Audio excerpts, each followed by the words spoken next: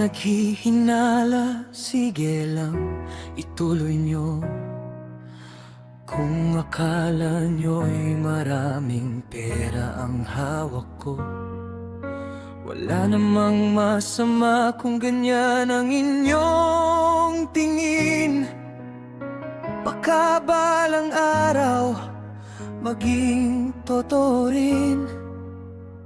Kung gusto nyong maniwala, sige, walang problema. Sabayan nyo na rin ang dasal sa may kapal. Malay nyo ang hiling na paulit-ulit, isang araw ay maging biyayang tunay. Sige, isipin nyong mapera ako, sabayan nyo na rin ang panalangin nyo. Lord, sana maging totoo ang hinala. Baka sakaling pagbigyan mo kami talaga, kung yaman man ang dumating sa buhay ko. Salamat, Panginoong, tatanggapin ko sa halip na puro hinala at salita. Ipagdasal na lang natin, baka magkatotoo nga.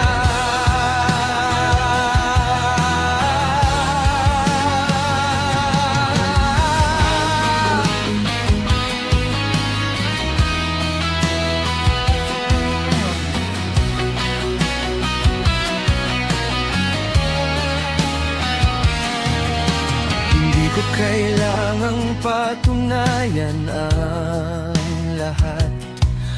Kung ano man ang mayroon, Diyos ang nakakaalam. Ngayon man ay simple at kapos minsan, hindi ibig sabihin hanggang dito na lamang. At kung dumating ang araw na umasenso, hindi ko kalilimutan kung saan ako nagmula. Ang tunay na yaman ay hindi lang pera, kundi pusong marunong magpasalamat sa Kanya.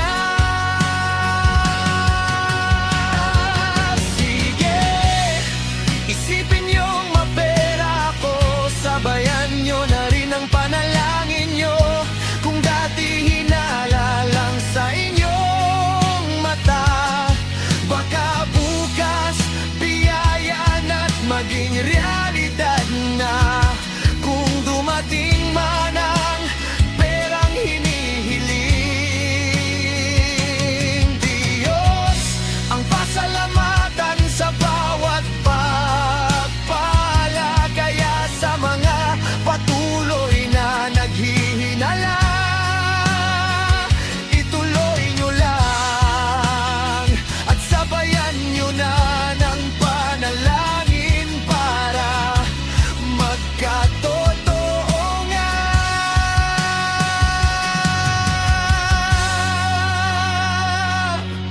Hinala ngayon, panalangin bukas, baka ang Diyos mismo ang magbigay ng sagot.